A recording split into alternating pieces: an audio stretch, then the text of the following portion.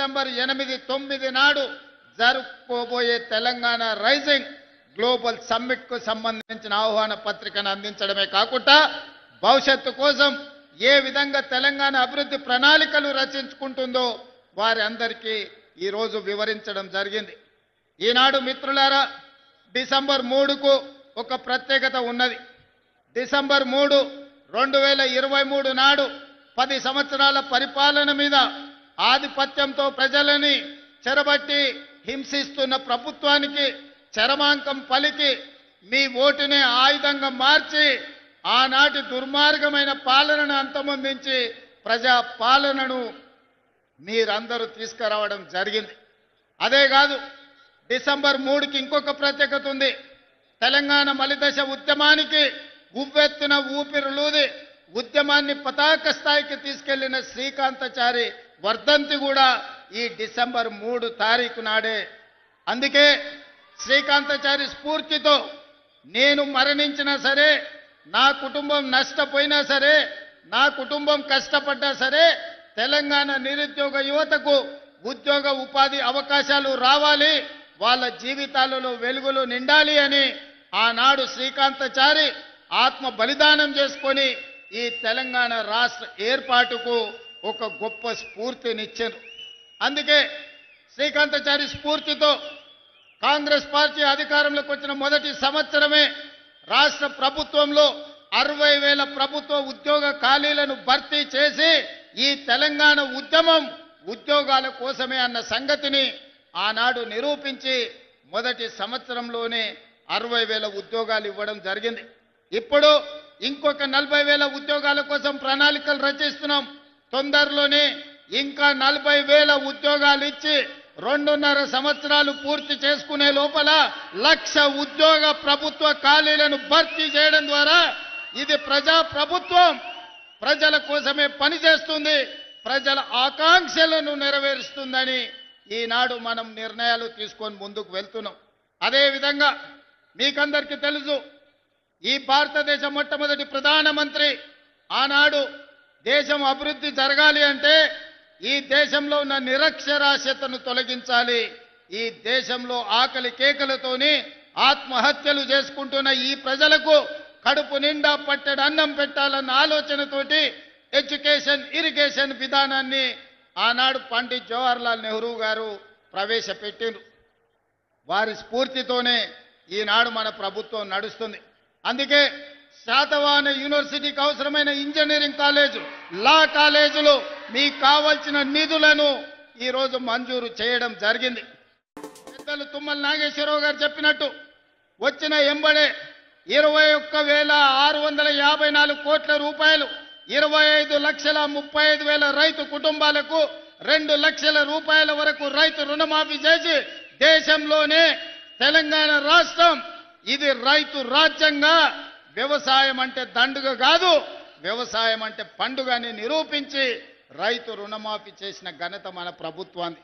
ఇవాళ రైతు భరోసా ద్వారా 9 రోజుల్లో 9,000 కోట్లు 70 లక్షల పైగా రైతుల ఖాతాలలో 9 రోజుల్లో 9,000 కోట్లేసి రైతులను రాజులను చేయాలన్న ఆలోచన ఈరోజు కాంగ్రెస్ పార్టీ చేస్తుంది.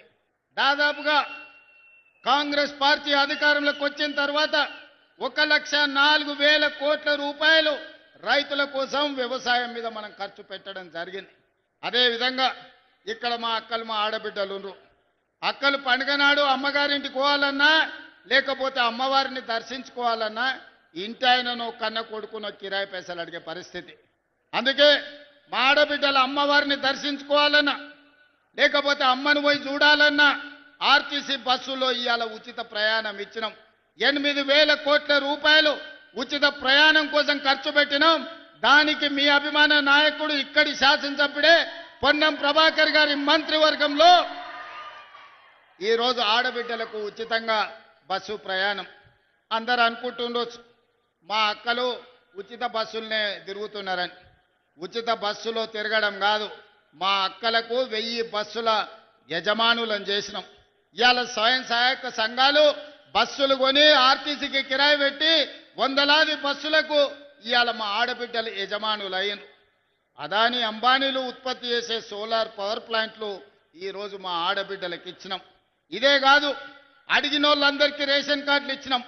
ఆయల్ల ప్రభుత్వంలో రేషన్ కార్డు కావాలంటే అదో పెద్ద పైరవి, దొర గడి ముందల చేతులు కట్టుకొని నిలబడాల్సిన పరిస్థితి.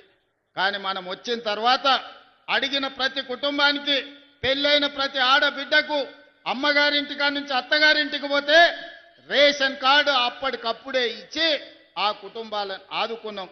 ఆనాడు దొడ్డు బియ్యం ఇస్తే పశువులకు దాన పెట్టేది. కానీ ఇవాళ మనం ప్రతి వాళ్లకు 3,10,00,000 మందికి సన్న బియ్యాన్ని ఈరోజు మనం పంచుతున్నాం. ప్రతి ఇంట్లో ఈనాడు సన్న బియ్యం వండుకొని సంటి పిల్లలకు తినిపించి ఈరోజు మా ప్రభుత్వం ఇందిరమ్మ రాజ్యంలో మేము సన్న బియ్యం తింటున్నాం, మాకు వస్తున్నాయని మా అక్కలు చెప్తున్నాం. అదే కాదు, ఆ ఎల్ల కరెంటు బిల్లు అవతల రూమ్లు ఉంటే యువతల రూమ్లు ఉంటే అవతల బంద్ చేసుకునేది. జరసేపు ఫ్యాన్ వేసుకుంటే జరసేపు ఆపుకునేది. ఎందుకంటే కరెంటు బిల్లుల కష్టం ఉండే. అందుకే ఇవాళ పేదవాళ్ళు ప్రశాంతంగా ఉండాలి అనంటే, ప్రతి పేదవాడి ఇంటిలో వెలుగులు నిండాలి అని ఈరోజు 200 యూనిట్ల వరకు ప్రతి పేదవాడి కుటుంబంలో దాదాపుగా 50 లక్షల కుటుంబాలకు 200 యూనిట్లు ఈనాడు ఉచితంగా కరెంట్ ఇస్తున్నాం. ఇదే కాదు, ఇల్లు లేని వాళ్లకు ఇల్లు ఇవ్వాలని ఇందిరమ్మ ఇండ్లు ఇప్పటికే 4.5 లక్షల ఇండ్లు మంజూరు చేసినాం. 22,500 కోట్ల రూపాయలు ఈరోజు పేదల ఇండ్లకు ఖర్చు పెడుతున్నాం. ప్రతి గ్రామాన ఇవాళ ఇందిరమ్మ ఇండ్లు నిర్మించుకుంటున్నారు పేదవాళ్ళు. అందుకే ఈనాడు ఆడబిడ్డల మంచి కోసం, రైతుల మేలు కోసం, నిరుద్యోగ యువత యొక్క భవిష్యత్తు కోసం తెలంగాణ రాష్ట్రాన్ని అభివృద్ధి పదం వైపు నడిపించుకుంటున్నాం. అందుకే 2 సంవత్సరాలు పూర్తి చేసుకుంటున్న సంబరాలు చేసినాం. ఈరోజు ఒక్క మాట అడగదలుచుకున్న ఉస్నాబాద్ నియోజకవర్గ ప్రజల్ని. ఒక పక్కన గజ్వేల్ ఉంది మీకు, ఇంకో పక్కన సిరిసిల్ల ఉంది, ఆ పక్కన సిద్దిపేట ఉంది. ఈ 3 నియోజకవర్గాలల్లో దేవుళ్ళు ఏమైనా పరిపాలిస్తుర్రా? గత 10 ఏళ్ళు ఈ ఉస్నాబాదు, అంతకంటే ముందు కూడా టీఆర్ఎస్ వాళ్ళు ఎమ్మెల్యేలు ఉన్నారు కదా, ఆడ మొదలుపెట్టిన రంగనాయక సాగర్ పూర్తవుతుంది, కొండపోచమ్మ పూర్తవుతుంది, మల్లన్న సాగర్ పూర్తవుతుంది. ఆ నియోజకవర్గాలు నిధులు వరదలై పారుతాయి. కానీ ఉస్నాబాద్లో మొదలుపెట్టిన మీ గండిపల్లి రిజర్వాయర్ కానీ, గౌరెల్లి రిజర్వాయర్ కానీ ఎందుకు పూర్తి చేయలేదో ఆలోచన చేయండి. కానీ కేసీఆర్కు సెంటిమెంట్ ఉస్నాబాద్. సతీష్ బాబు మావోడే, మా ఇంటి మనిషే, ప్రచారం ఇక్కడి నుంచే మొదలు పెడతా అన్నాడు. అయ్యా, ప్రచారం మొదలు పెట్టడానికి నీకు ఉస్నాబాద్ కావాల్సి వచ్చింది, కానీ నిధులు ఇవ్వనీకి నీకు ఉస్నాబాద్ కాలేదా? ఈ ఆదర్శ గ్రామం అని ఒకటి తీసుకున్నావు, దానికి ఏం చేసినావు అని నేను అడుగుతున్నా. అందుకే ఇవాళ మా మిత్రుడు మా పొన్నం ప్రభాకర్ గారు, నువ్వు గౌరెల్లిని, గుండపల్లిని పూర్తి చేయాలన్నారు. ఎన్ని నిధులైనా ఇచ్చి తొందరలోనే మీకు గౌరెల్లి రిజర్వాయర్ పనులన్నిటినీ పూర్తి చేపించే బాధ్యత ఈ ప్రభుత్వం తీసుకుంటుంది, కాంగ్రెస్ పార్టీ తీసుకుంటుంది. అదేవిధంగా మీ ఎమ్మెల్యే గారు చాలా ఇచ్చినా ఇంకేం ఆడాడు అనుకొని వచ్చిన. మీకు కాలేజీలు ఇచ్చినా, యంగ్ ఇండియా ఇంటిగ్రేటెడ్ స్కూళ్ళు ఇచ్చినా, మీకు రోడ్లు ఇచ్చినా, చాలా ఇచ్చినాక మా పొన్నమన్న సంతోషంగా ఉంటాడు అనుకున్నా. అది అయిపోయింది, ఇచ్చింది అయిపోయింది, మళ్ళీ ఏం తెస్తావో చెప్పని మళ్ళీ కొత్త కాగితం ఇచ్చిండు. దీంట్లో చాలా ఉన్నాయి. ఉస్నాబాద్కు రింగ్ రోడ్డు కావాలన్నాడు, ఇంకా చాలా రాసిండు. ఇక్కడ అన్నిటినీ ప్రభుత్వ పాఠశాలలకు నిధులు కావాలన్నాడు.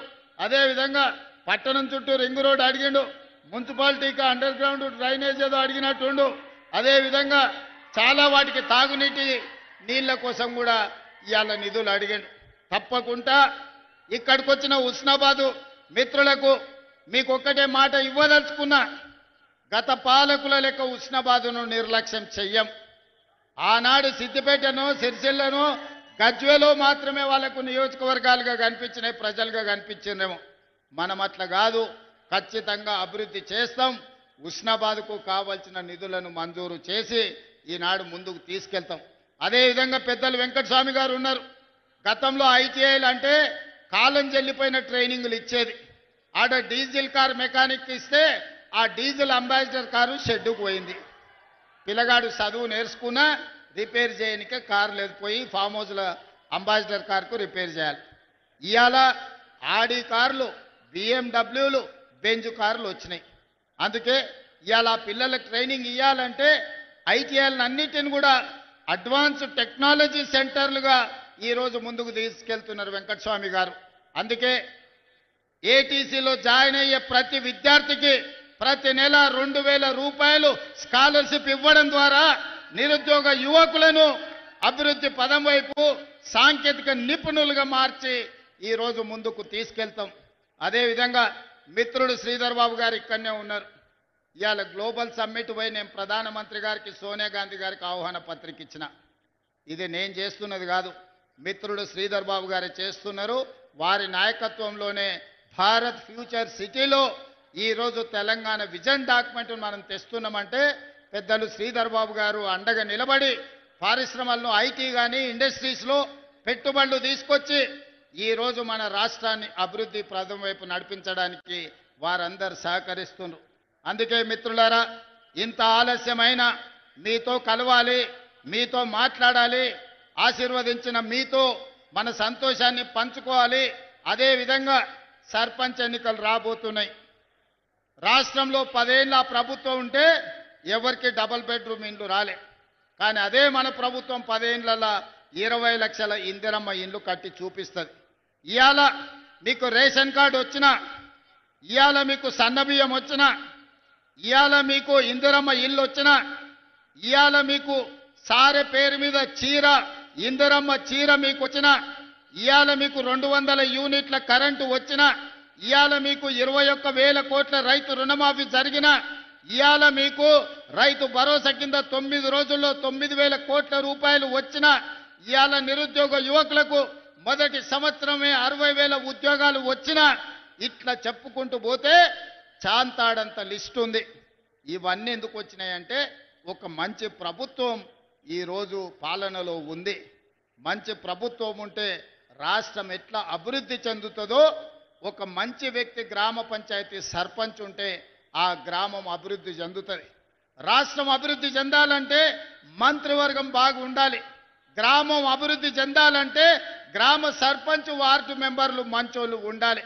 అంతే తప్ప మందు పోసిండను, క్వార్టర్ ఇచ్చిండను, ఫుల్లు తెచ్చిండను, ఏదన్నా మనం చిన్న చిన్న తప్పులు చేస్తే మనం గ్రామాలు దెబ్బతింటాయి. మంచోళ్ళని ఎన్నుకోండి, మంత్రులతో కలిసి పనిచేసేటోళ్ళని ఎన్నుకోండి, ఏడైనా ఈ ప్రభుత్వంతో కలిసిమెలిసి ఉండేటోళ్ళని ఎన్నుకోండి.